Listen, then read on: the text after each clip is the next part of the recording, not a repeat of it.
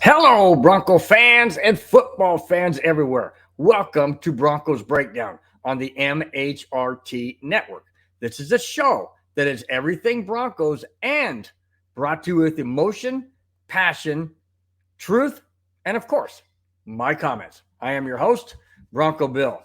All right, guys, a lot of different directions to go into. Avatar touches on something that I'm definitely going to talk about, but not until the end of the show. And that is Avatar says, "What's up, Broncos country and Nuggets Nation?" Absolutely. Oh my gosh. I know I want to get into that about last night, but I will. I'll touch on that. I promise, Avatar. So stick around. I'm going to. That's going to be the last topic, actually. So let's get right into this. Like I said, a couple of different directions, mainly Broncos, of course, but some other topics as well. Clayton Haran is in the house. Clayton says, "Evening, bud. Hey, nice to have you, Clayton, as always.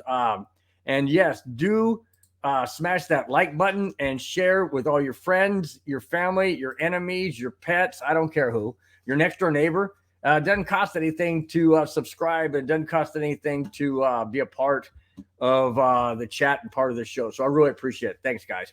All right. Russell Wilson. Now, tomorrow, Russell Wilson which is June 3rd, of course. Russell Wilson will host a youth football camp at the Air Force Academy in Colorado Springs. Um, it says he's going to focus on fun, which is good. Focus on fun, but also touch on polishing their football skills and learning the basics of the sport. Well, going by how Russell Wilson played last year, maybe he should take a page out of his own teaching right there. I mean, and I know, guys, it was Hackett, and I've well, not literally, but figuratively, beating Hackett, till I'm blue in the face. But it's true. It was Hackett that was the primary reason why Russell Wilson played as badly as he did because of play calling and just everything surrounding. But we haven't seen a Russell Wilson, as of yet playing. But I thought that was pretty nice that he's going to do a youth football camp for kids. I think that's great. I really do. It gives the kids a chance to see a professional athlete up close in person, shake their hands, high five, whatever. I think it's a great thing to do. It shows community awareness, and that's always a good thing. But I guess I was kind of tongue in cheek when I said he should take a page out of what his teaching skills are going to be to the kids. But then again, like I said, we haven't seen a different Russell Wilson. We can only go by last year. Let's hope that changes. All right. Clayton said he's on vacation. Are you going anywhere? Clayton, you just staying around the house, doing what they call a staycation or stay vacation or whatever. That's cool. Good. Congratulations. You probably well deserved, no doubt. Probably well deserved. All right. Speaking of Russell Wilson, is he in trouble? And I don't mean in trouble with the law or in trouble with the team or anything like that. I'm talking about in trouble of being the starting quarterback. One person in the NFL, a writer, thinks very, very seriously that Russell Wilson is in trouble. Here it is. Russell Wilson's first season in Denver couldn't have been worse. There were injuries, mega losses, and total collapse. With Sean Payton as the Broncos' new head coach, Sean Payton, isn't indebted to Wilson or anyone else. You got to understand, guys, Sean Payton does not fool around. He is a person and a head coach that doesn't care what you think about him, doesn't care what you whether or not you feel you're capable of doing your job. He's the head coach, and he's going to run this Broncos team like they haven't been run for years, and I mean years. We have to go way back. We have to go back to probably Mike Shanahan as how it was run. Sean Payton is different, much, much different than Nathaniel Hackett last year, and Vic Fangio, and Vance Joseph. Much, much different. We're seeing that already. Here we go. ESPN's Mike Tannenbaum believes Wilson's job is truly at risk. According to Tannenbaum, and I quote, Sean Payton is the new sheriff in town and is beholden to no one, including Russell Wilson's guaranteed contract. End quote. That's exactly true. Sean Payton could care less. Now, does Sean Payton have to go through George Payton? Absolutely. Absolutely. But do you think for one moment that if Sean Payton sees that Russell Wilson isn't up to where he wants him to be, that he won't hesitate to bench him? Of course he will. Of course he will. Because like it says here, he is not beholden to anyone, including Russell Wilson. I mean, we saw Peyton Manning benched by Clint Kubiak or Gary Kubiak. We saw him benched, and Peyton Manning wasn't happy about that. He totally was disgusted with it, but it was the right and correct move because in my opinion, had Peyton Manning played injured as he was, we would not have won those games, guys. And we dang sure would not have gone to the Super Bowl, in my opinion. Absolutely would not have.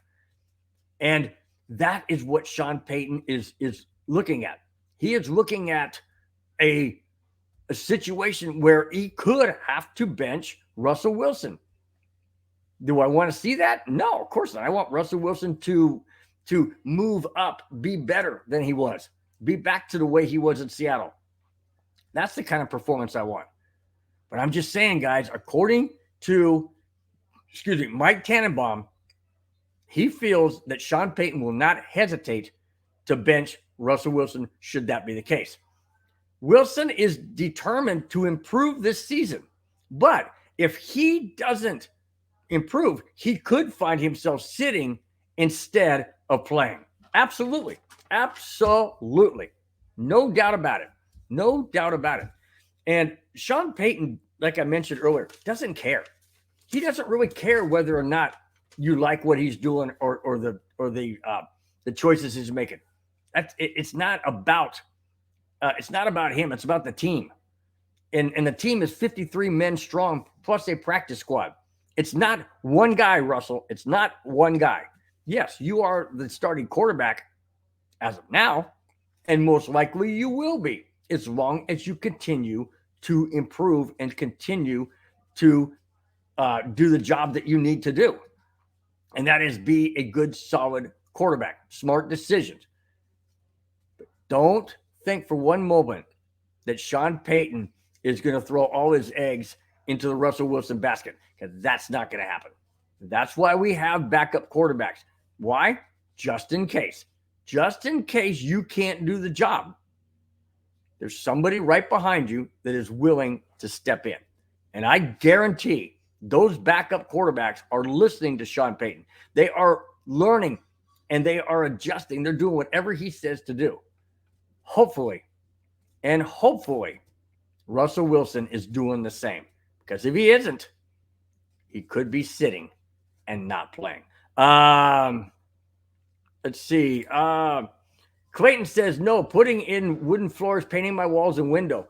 Oh, wow, dude. So you call that a vacation? Well, I mean, it's work that you want to do, probably, or work that needs to be done. And, and it's making your place look better and making you feel more at home and making, things much nicer. So that's good. That's good. Sometimes vacation doesn't necessarily mean getting away. Sometimes it means, taking care of things you want to take care of that you can't do when you're working. So that's good, Clayton. I'm glad that's going well. Welcome, Bob Gaynor. Hey, thank you so much, man. Glad you showed up in the chat, and feel free to chime in with any questions or comments. I will get to all of them unless I deem them not to be appropriate, but I continue. Okay. Tom Brady.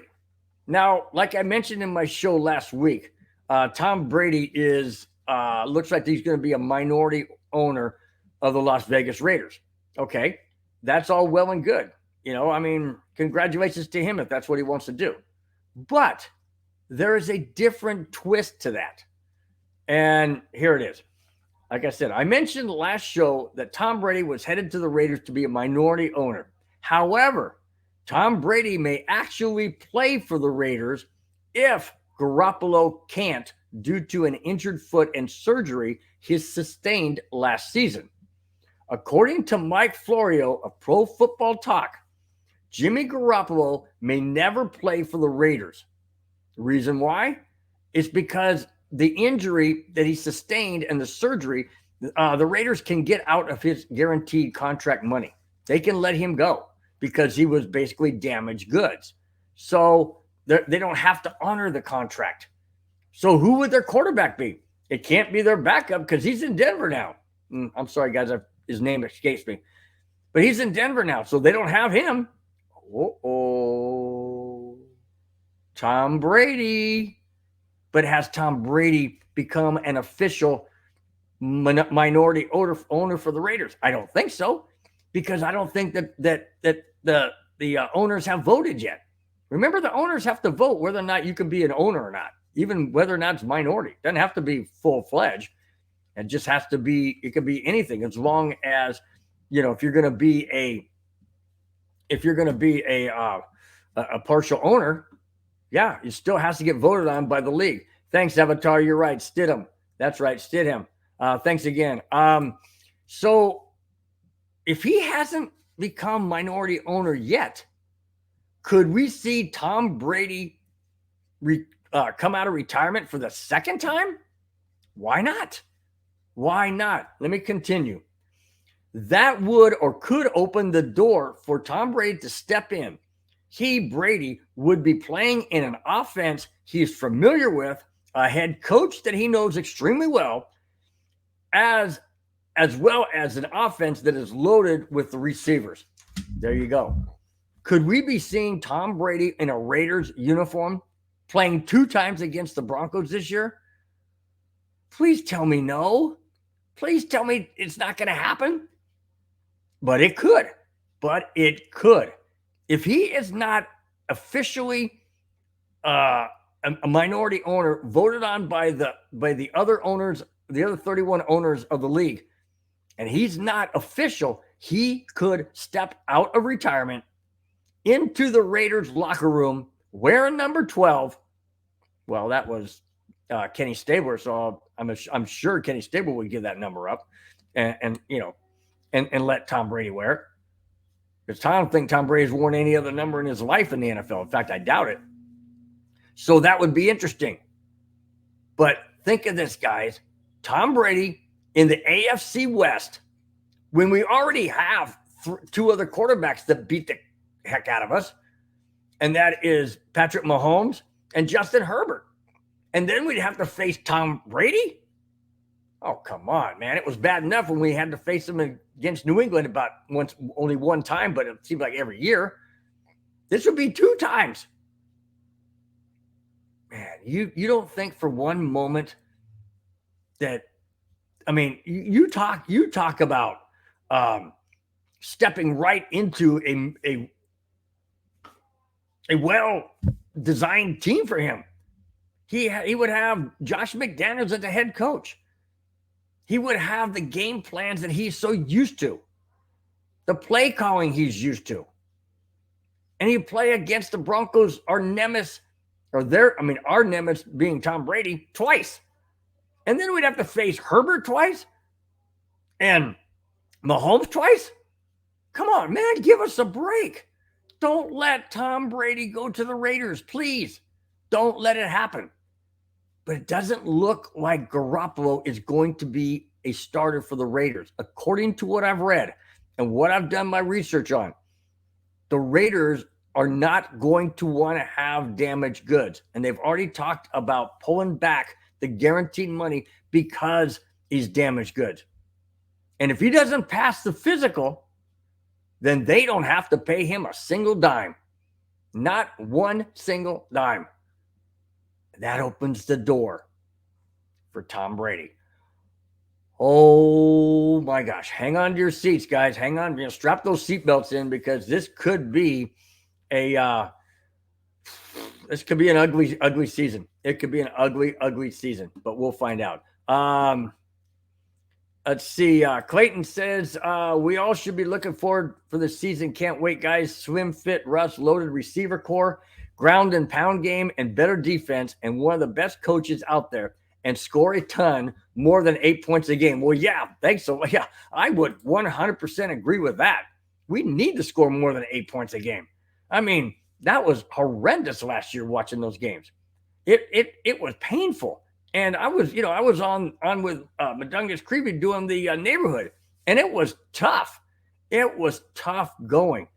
So yeah, anything better than 8 points. I mean, I'll even at this point in time, I'll take. I don't want to say 14. I don't want to cut it short, but we need to score into the 20s, no doubt about it. I know it's going to be a run heavy offense. That's okay, but we haven't seen, I know Javonte Williams is back on the practice for OTAs. They're saying he looks good. He's making some good cuts. And Russell Wilson has slimmed down. And I read today, I didn't have it in my notes, but I did read it right before the show, that Sean Payton said that Russell Wilson looked good today in OTAs. I don't know what that means.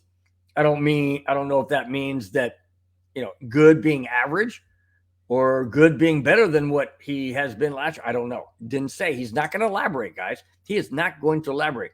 Remember, like I said last week, and I continue to say it, and Sean Payton continues to do it. Lips closed. We're not going to give away any secrets. We're not going to give away any, quote, laundry. Not going to do it. And that brings me into the next topic about what Sean Payton's doing regarding the media and lips closed.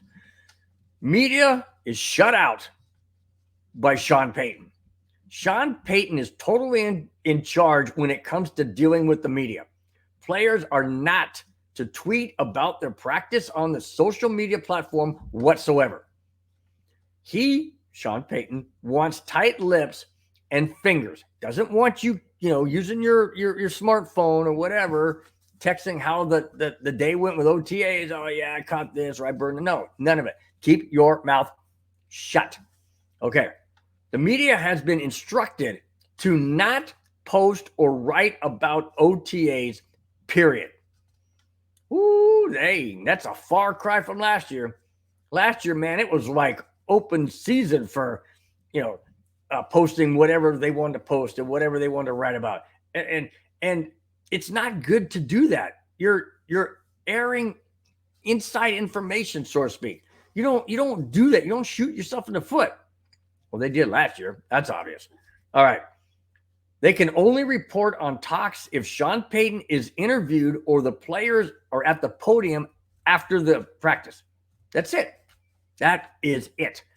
Leaks happened way too often in years past, and Sean Payton isn't letting it happen going forward. I agree with that. Like I said in my show last week, I agree with it up to a point. I would love being a fan. I would love to know how the OTAs are going. How Russell Wilson threw. Did he throw for a 60-yard, bomb and drop it right into the receiver?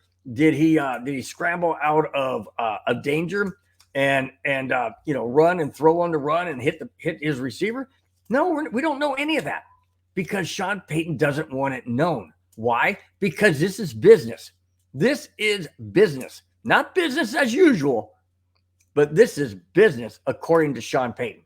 And he is not going to allow the media to dictate and to make a circus, so to speak, of what they're doing in OTAs.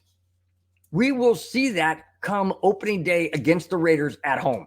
That's when we'll see what they have done all these offseason, how they've done their OTAs. I mean, not how they've done them, but we will see the result of how they've done them. And that is what Sean Payton wants. Doesn't want this to be put out there in the media. That doesn't do the Broncos and the team any good. What you're doing is you're exposing possible good things and possible not so good things. You don't want that out there. You want it dealt in-house. This is a team. This is an organization. This is a business. This is a mission that Sean Payton is focused on. He could care less whether or not the media is there or not. He could care less. He just doesn't want them to put anything out there without his permission, so to speak. Whether or not he's being interviewed or the players are in front of the podium, then you can answer the questions. But you better keep it pretty close to the vest and don't give away any secrets. Don't give away anything that can come back to haunt us down the road during the season. You don't do that. This is not yesteryear's team. This is this year's team. It's much different. It's going to be much different. And Sean Payton is already stamping his name on this team. This is Sean Payton's team. Don't be fooled and think it's Russell Wilson's team. No. That was last year. That was last year when Russell Wilson, in my opinion, had control of the entire organization. This is not Russell Wilson's team. This is Sean Payton's team. And if the players don't wake up and realize that things are different and accept it, they're not going to be long for being on the Broncos and wearing orange and blue. That's for sure. All right. Hey, what's going on there? Texas Hockey Cards, how you doing? Bronco Bills on the means the Nuggets win. Good evening, gentlemen. Yes, I will talk about the Nuggets on my last segment. So stick around for that. That's for sure. Glad you're in the house there, Texas Hockey Cards. Nice to have you chime in. Always appreciate it. All right. Speaking of Sean Payton, Russ Tucker, who writes for the NFL website, The 33rd Team, has ranked Sean Payton as the league's fourth best head coach. Fourth? Wonder who the top three are. Well, it only mentions the top one. Tucker has ranked Andy Reid of the Kansas City Chiefs as the best head coach in the NFL. Okay, well, they're giving that to him, or I'm saying he's giving that to him, in my opinion, because they're the defending Super Bowl champions. So obviously you're going to be ranked the best head coach if you just won a championship. I mean, that goes without saying. But who's number 2 and number 3? I mean, who's number 2 and number 3? Is it going to be the Philadelphia Eagles head coach because they made it to the Super Bowl even though they lost? I could see that. Like I said, didn't mention it in this article. But it very well could be the Philadelphia head coach. No doubt about it. Who would be the third one? Cincinnati Bengals head coach? Possibly. Possibly the Bengals. The Bills head coach? Yeah, I could see that. Sean Payton, number 4. Wow. That's interesting. I wonder if, obviously it's based on what he's done in New Orleans, but I'm wondering if he moves up, let's say during the season or at the end of the season next year, if he moves up from number 4, depending on how the Broncos play, or could he move down depending on how the Broncos play? But he's ranked number 4. That's a pretty high praise for a guy who hasn't coached in a year. And I know a year, it doesn't seem that long. It's only a year removed. And yes, he was around football because he was an analyst or on a panel, I should say, before the game. So yes, he knows the game. He still knows the game. He's probably forgotten more than I'll ever know. In fact, that's a fact. I know he's forgotten more than I'll know. But a year removed is not that long. And like I said, he still was around football. So only time will tell. And only time with Russell Wilson will tell. That's for sure. All right. Let's see. Payton has his hands full, however, according to Russ Tucker. Payton has his hands full, but if he can get Wilson to respond to his teaching, Denver will be all smiles. Absolutely. No doubt about it. That's a huge if, though. If he can get Russell Wilson to buy into what he's teaching, if he can get Russell Wilson to believe what he is trying to get across, then and only then will Denver succeed. It's all up to Russell Wilson right here. But between the ears, right here. He's got to believe it. He's got to then do it.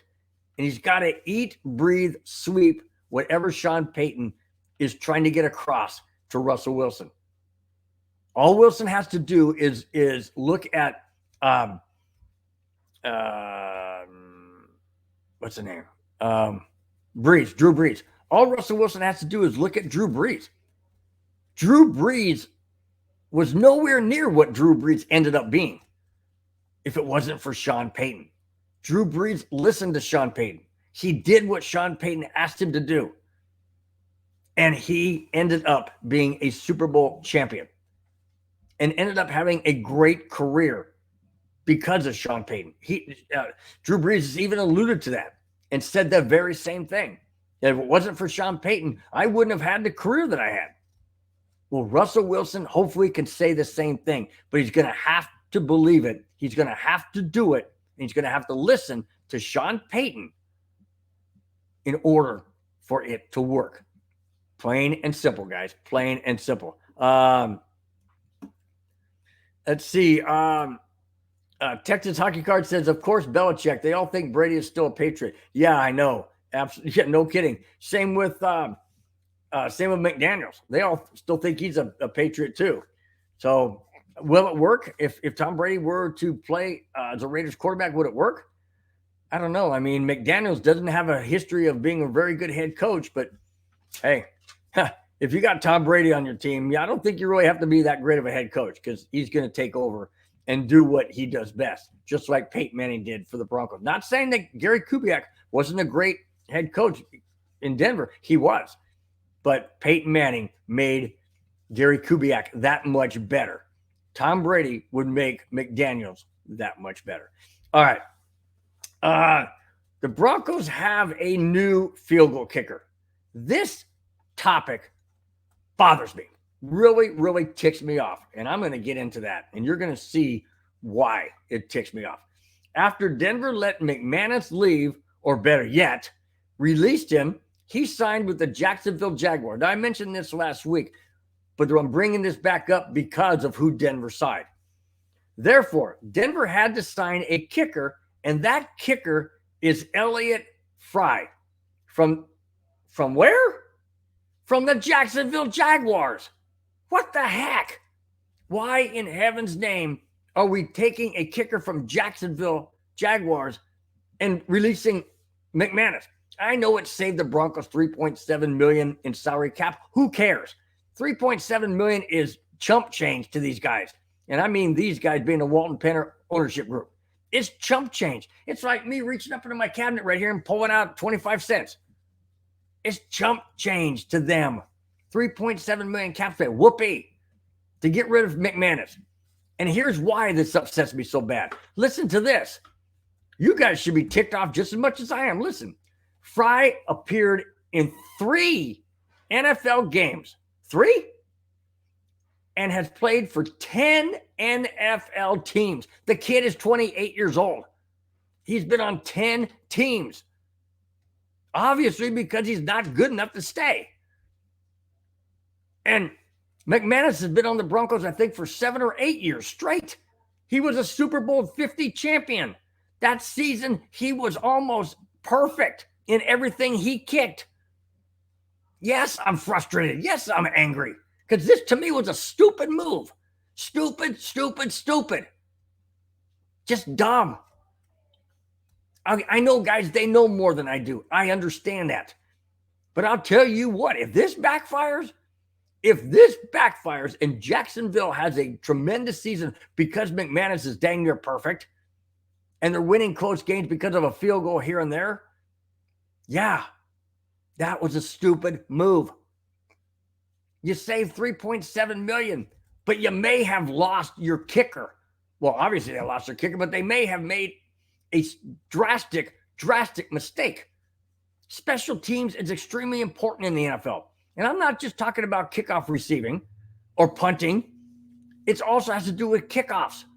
It has to do with field goals made, extra points made. Let me continue. This gets even worse. Let me continue. Fry, in his NFL career, has made 5 of 6 field goals, with his longest being what? 44 yards? Oh, police. Are you freaking kidding me? 44 yards is his longest. McManus is longest is 60. That's 16 yards longer.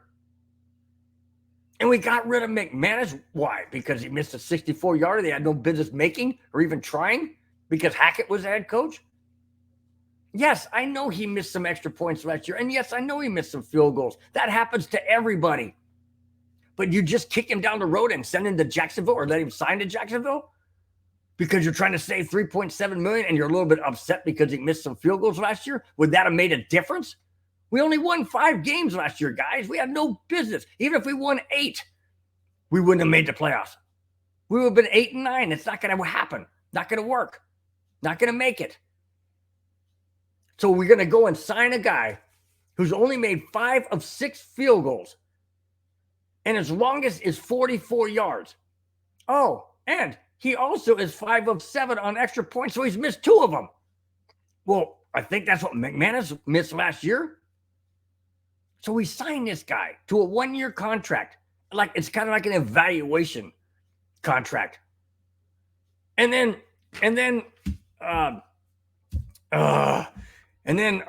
Sean Payton comes out today and says, "Well, you know, we're still evaluating other kickers from other teams, so we're not done evaluating." Well, why'd you get rid of freaking McManus? Just to save a few bucks? Yes, a few bucks to the Walton Penner ownership group. That's exactly what it is. It's a few bucks to them. To me and you, it's millions. But it is millions, 3.7 in the salary cap. But like I said, who cares? You could work around that with restructured contracts or something else. Maybe he didn't fit into what Sean Payton wants to do. Well, in my opinion, if Sean Payton did this and wanted McManus out because he didn't think that he fit in or whomever wanted him out, or whether or not it might have even been the ownership group that said, "Hey, we want to save $3.7 million." Well, I don't care who made the call. It was stupid. It was not a brilliant move. Now, I hope this kid proves me wrong. I hope this kid proves me wrong in Elliott Fry. I really do. I hope he makes every field goal, and I hope his longest becomes more than 44 yards, because that means you're kicking it. If it's a 44-yard field goal, he's kicking it from the other team's 34-yard line. Excuse me, 34, actually 28-yard line, because he's 7 yards back, which makes it 35. And then you add 10 yards at the end, so that's 45. That would be his longest. Holy cow. That means the Broncos have to get to the freaking 28-yard line of the other team for him to attempt a field goal that would be longest of 45 yards? Wow. That is absolutely pathetic. Absolutely pathetic, in my opinion. I hope this kid proves me wrong. I just don't understand that move, and especially I don't understand that signing. A guy who's been on 10 different teams. He's only 28 years old.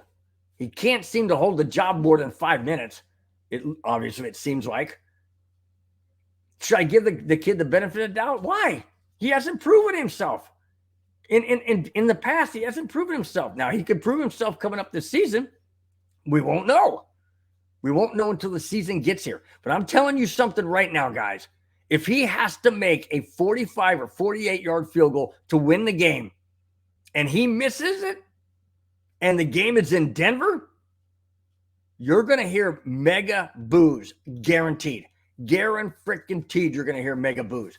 And one of them is going to be coming from this guy, because I did not want McManus gone. Not whatsoever. And now we're stuck with Fry.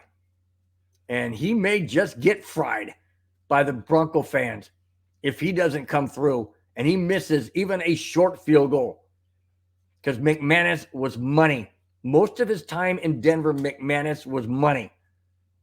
He dang sure was money in 2015 when the Broncos went to the Super Bowl and won Super Bowl 50 in 2016. He was money. He was absolutely, in fact, they were calling him Brandon McMoney for the longest time because he was bank. All right, I move on. All right, the topic of the show is called Skip and Shannon No More.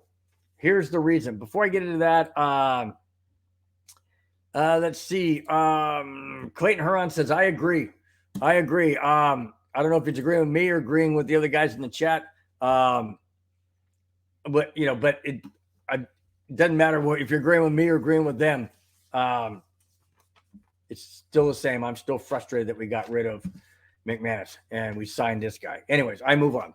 Like I said, topic of the show is called Skip and Shannon No More, and here's the reason why.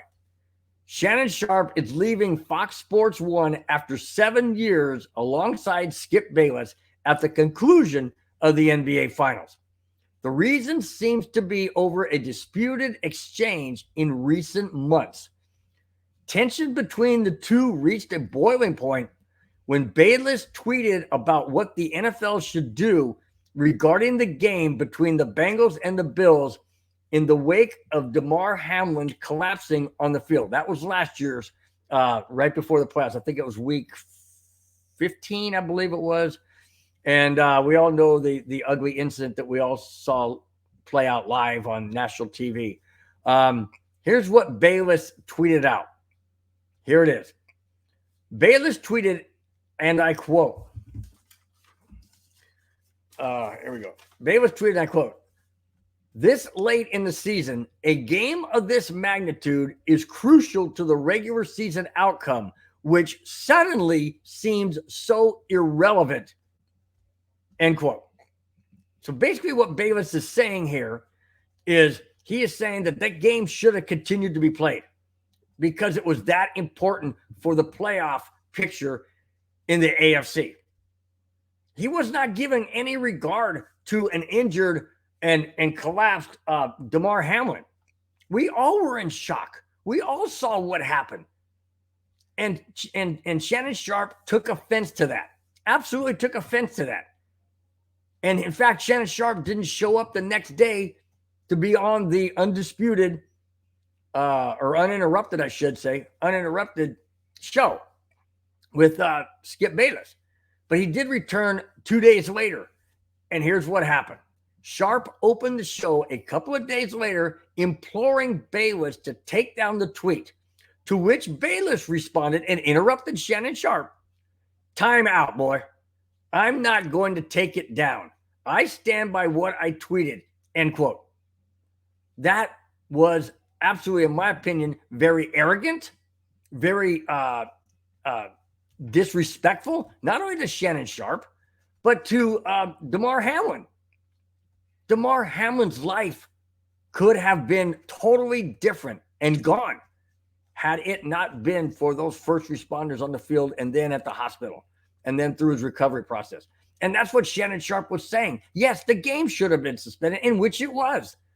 You don't play a game when something that serious happens. Now, sure, we continue the games when a player gets injured and they're taken off. This was not an injury. This was a life-threatening incident, life-threatening issue that had to be dealt with. And it was extremely emotional to the players, emotionally to the players and to the fans. The game was later played at a neutral site. So it was played, Skip, but you got to watch what you say. You've got to watch your actions. And Shannon Sharpe said, enough's enough. I'm not dealing with this. This guy's arrogant. This guy's just doesn't care. And Skip Bayless, in my opinion, I don't watch the show all that much because I don't like Skip Bayless and his stupid attitude. And this is another reason to prove it. And Shannon Sharpe finally said, enough's enough. I'm not dealing with this anymore. I'm not going to sit here and be on a show with a person that does not have any regard for somebody's life. It's a football game. It's a game. Yes, it's their business. Yes, it's their livelihood. Yes, it's their income. It's all of that. But it's also, it's not, pardon the pun, I don't mean this in any disrespect, but football is not life and death. Damar Hamlin's life was and is. And that's the difference, Skip. You got to understand, excuse me, guys, you got to understand that it's a game. It's just like if in baseball, if a pitcher were to take a shot from the batter with the ball coming back and he hits him in the head and he loses consciousness, you're not going to continue the game. You're not, because it's too freaking emotional. You're wrapped up in the seriousness of an incident. And this was very serious. But apparently it's all about Skip. It's all about, I got to see that game. Well, it's important for the NFL. It was played. And I agree with Shannon Sharp. Walk away. Don't be a part of this anymore. Enough is enough. Sharp says, Sharp felt Bayless' comments were inappropriate and has stated he is leaving the network after the NBA Finals. Good for him. Good for him. I wish Shannon Sharp all the best. I really do. And he's going to land on his feet. He's going to land somewhere else. But he takes a stand. He's like, I am not dealing with this anymore. I am not going to sit here and listen to this guy rant and rave about things that are very inconsiderate, inappropriate. You don't do that. You absolutely don't do that. And Shannon Sharp is walking away after the NFL Finals. I'm probably going to watch here in the next couple of days or when their show's on, just to see how Shannon Sharp handles it and see how it all unfolds. I want Shannon Sharp to go out with his head held high. I want him to go out saying, hey, I did what I felt I needed to do. I don't think he should hang his head. I don't think he should apologize for leaving. I absolutely do not. And I hope he doesn't. And apparently, going by that article, he's not going to hang his head. He's taking a stand. He's taking the correct stand. And that is, he's standing for a guy who could have lost his life. And Skip Bayless is only concerned about a game being played. As a fan, yes, we all were a little bit bummed that the game ended. I know I was, but not because I wanted to be played because of the importance. It's just I love football and I wanted to see the game. But under the circumstances, I didn't want the game to be played because it was so emotional. There's no way those players could have played. There's absolutely no freaking way those players could have played. They would have so many heavy hearts. It would have been a joke. The NFL did the correct thing. And Shannon Sharp, in my opinion, is also doing the correct thing. All right. Rising Rhino says, Shannon Sharp's leaving? Yes, he is. Yes, he is. And if you missed any part of that segment, go back. You can rewind. I think you can rewind now. And if you can't, you can definitely go back after the show. It will definitely be posted on YouTube, Facebook, and Twitter. You can go back and watch the entire show. Yes, Shannon Sharp. Shannon Sharp is leaving. Rising Rhino says, what's up? Well, a lot of things are happening, man. You just, like I said, if you missed any part of it, go back and watch it. I hope you totally enjoy it. Absolutely. Okay. Last segment for the show, the Denver Nuggets. Hang on, guys. Something's going on here with my internet. Let's see. I'm going in and out. I'm not liking this one bit. Hang on, guys. Let's turn this off and then we'll get back to, okay. I think that'll be better now. Hopefully the show didn't have a whole lot of jumping nuts into. So, all right. Rising Rhino says Nuggets for the win. Absolutely. Absolutely. And speaking of Nuggets for the win, that's my last topic. Here it is. The Denver Nuggets continue to surprise the NBA world, or at least they're surprising me. Taking down the Lakers in 4 straight, they haven't slowed down, and they took game 1 of the NBA Finals over the Miami Heat, 104-93. Jokic continues to be the best center, collecting another triple-double in his first ever Finals appearance. Denver looks to take a stranglehold come Sunday come Sunday in game 2. There you go. 104-93. The Denver Nuggets look unbeatable. Absolutely look unbeatable. Are they going to sweep Miami? I don't know. I personally don't think so. I would hope so. That would be phenomenal. But my fear going into the finals was this, and I mentioned this to Madungus Creevy during the game of the neighborhood last night, that I felt that the Nuggets would come out sluggish and maybe not even get a win in game 1, because in my opinion, they had never beaten the Lakers. Well, not my opinion, it's a fact. They had never beaten the Lakers in the playoffs at all. And to go and sweep the Lakers and win the fourth game in LA was an absolute masterpiece. Absolute masterpiece. And sometimes when teams do that and they win a series they're not expected to win, and they do something they've never done before, that's usually their pinnacle, their crowning glory. That's usually and where it is. And then they fall off going into, because they just don't have the same energy. They just don't have the same drive because it took everything they had to get to that next level, which is the finals and sweeping the Lakers and winning it in LA. That to me, I thought, that's not good, because they're going to be very, very, not a letdown, so to speak, but it very well could have been a letdown. It wasn't. They absolutely ran ramshot over Miami. Was it a close game? 11 points? Yes, it was.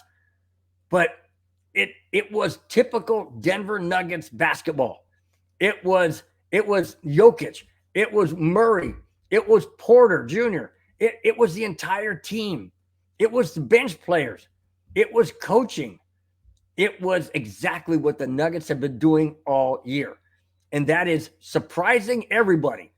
Maybe not the people, in the locker room of the Denver Nuggets, but I'm dang sure it has been surprising a lot of people, including those in their inner circles of the NBA. No doubt about it. And if Jokic doesn't win MVP of the year, an MVP of this series, I know he won it last series, and I know he doesn't focus on MVP. He's so humble. He is focused on the team winning a championship, not him winning MVP. He always equates winning MVP. It is a team trophy, is a team honor, and he's absolutely correct. But he is the top of that pinnacle when it comes to the Denver Nuggets offense and how he plays. He is so unselfish. He passes the ball more than he'll shoot. He's looking to make the guys around him better, and he's doing just that. And in the process, he's making the entire Denver Nuggets team that much better. And that's why they're up 1-0. They have a chance to take a stranglehold before they head to Miami with a 2-0 lead in the best of 7. That could hopefully happen this coming Sunday. I sure hope it does. I'm looking forward to it.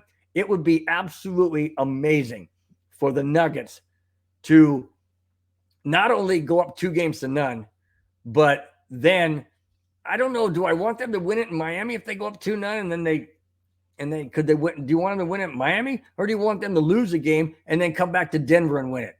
I don't know. I got mixed emotions. I would love for it to happen in Denver, absolutely, but I'm not sure I want them to get a loss either, because once you get one loss, you give the other team that little bit of momentum and that little bit of belief that they can come back and win the series and take the championship. So I'm not quite sure I want that to happen.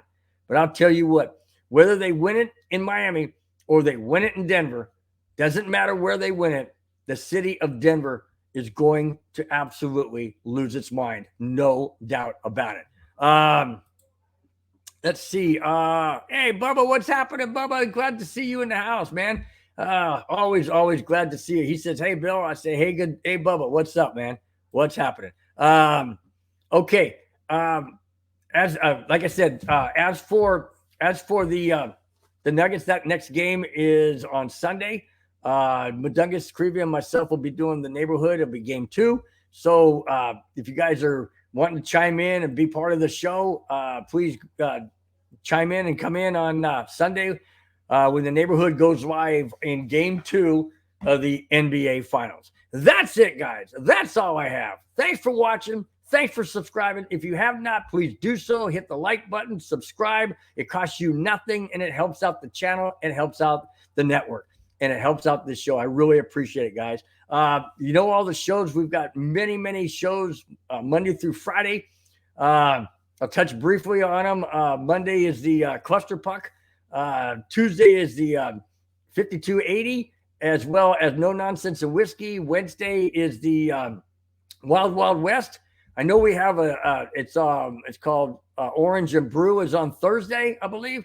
And then this show, once again, next week, I have a special.